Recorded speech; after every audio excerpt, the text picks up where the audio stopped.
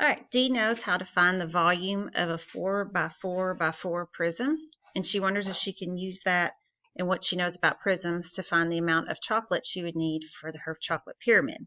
She acquires a container with the same shape and dimensions as the chocolate pyramid and another container with the shape of the 4 by 4 by 4 cube.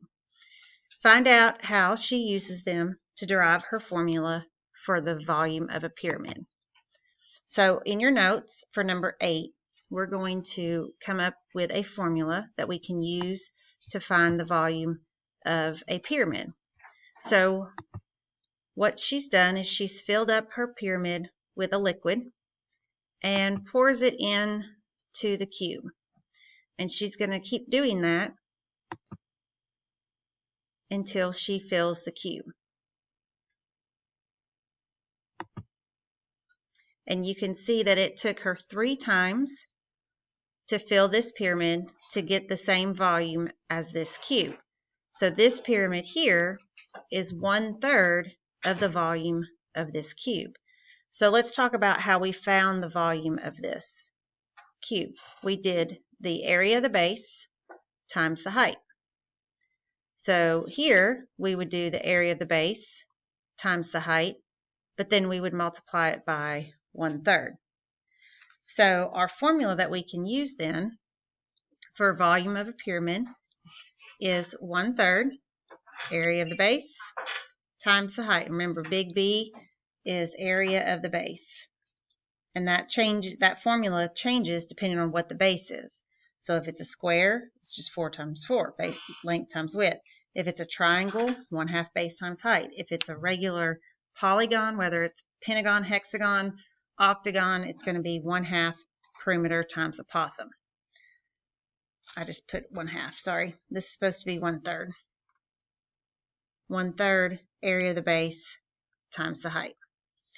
So now we're going to go to page 4, and this is in your notes, so if you want to do this on your own first, you can. And we are going to calculate these different pyramids based off of the dimensions that are given in our notes. So the first one, we want an equilateral triangle. So we're going to change this to equilateral triangle. That just means that the base is an equilateral triangle. So you can see that here. We want the base side length to be 5. That is. And so we're going to find the area of that base. So we're finding the area of the triangle.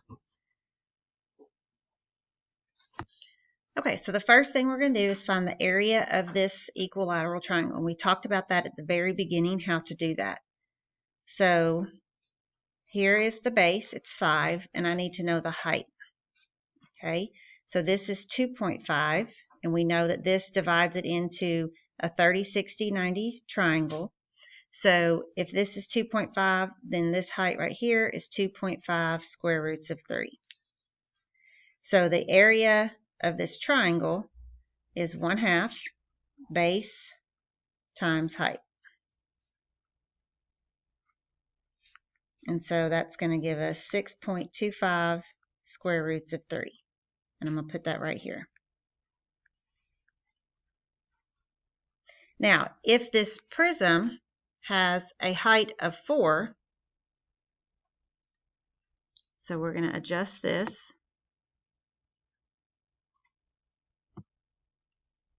Then all we have to do is take the area of this base and multiply it by the height. Okay, so I'm going to go back to the animation here. There is a mistake, and we need to correct that. Are you recording? So we're going to go to page 4. Okay, so right here it says prism's volume. This really should say pyramid's volume. Okay, Agile Mind has a mistake. Surprise, surprise. But also on your notes, we need to change where it says prism height and prism volume. We need to change that to pyramid.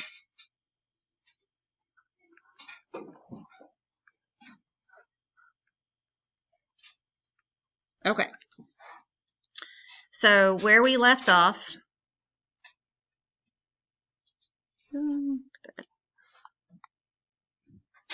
was the height of 4 and the side length of 5, and we were on an equilateral triangle. So I was on the wrong one.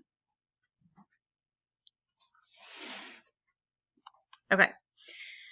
So our base area we just found 6.25, and this would be square units. And now we're going to multiply it by the height, but remember it's a pyramid, so we also have to take 1/3. So we're going to say for the volume 1/3 times the area of the base times the height. So 6.25 times 4 is 25. So this is 25 over 3 square roots of 3. So 25 square roots of 3 over 3, which is approximately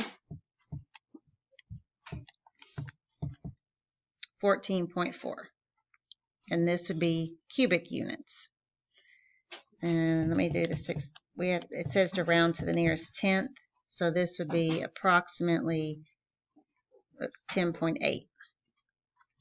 So we can plug that in to test it here. This would be 10.8, and this would be 14.4. Okay, now let's move to the square. Now, the square is going to be a little bit easier because it's easier to calculate the area. So now it has a base length of 3.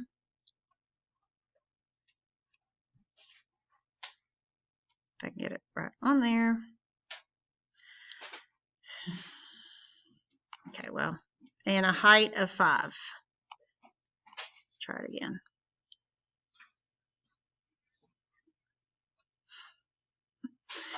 Oh, goodness. Oh, I had it there for a second. Okay. All right. So the area of the base then, since it's a square, is just 3 squared. So this is 9. And then we're going to take 1/3 of that times the height. So 1/3 times 9 times 5.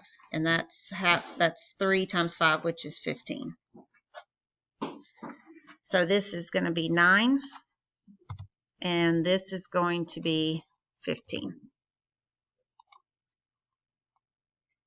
All right, the next one, we're going to do the regular hexagon. This is where we'll use the 1/2 AP.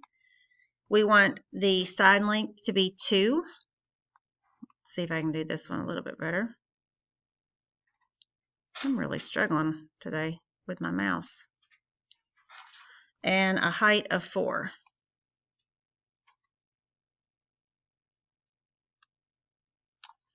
All right, we're going to try that again.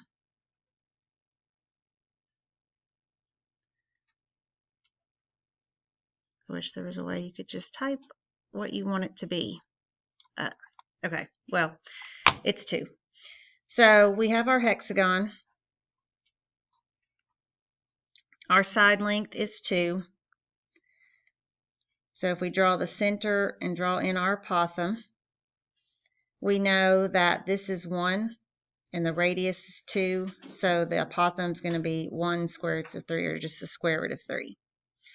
So the area of this is 1/2 times the perimeter. So 2 times 6 is 12 times the apothem, which is the square root of 3. So the area is going to be 6 square roots of 3. For our volume then, we're going to multiply it times the height, and we're going to take 1/3. So for the volume, it's 1/3 times the area of the base, which that's big B, times the height. So 1/3 of 6 is 2. 2 times 4 is 8. So this is going to be 8 square roots of 3. Now for Agile Mind, they want us to put it in or round to the nearest tenth. So 6 square roots of 3 is approximately 10.4. And let me try one more time to get this right. Oh, that time it worked. 10.4, and then the volume is 8 square roots of 3, which is 13.9. So you can play around with this and move them around and try different base lengths and heights. But the key to remember with a pyramid is it's just 1/3 the area of the base times the height. So here's that formula, 1/3 times the volume of the prism.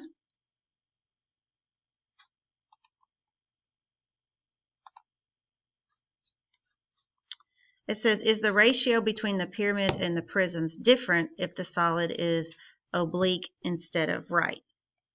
And the answer to that is no. It's still going to hold the same volume as whether it's oblique or right, because you're using the same formulas for both of them.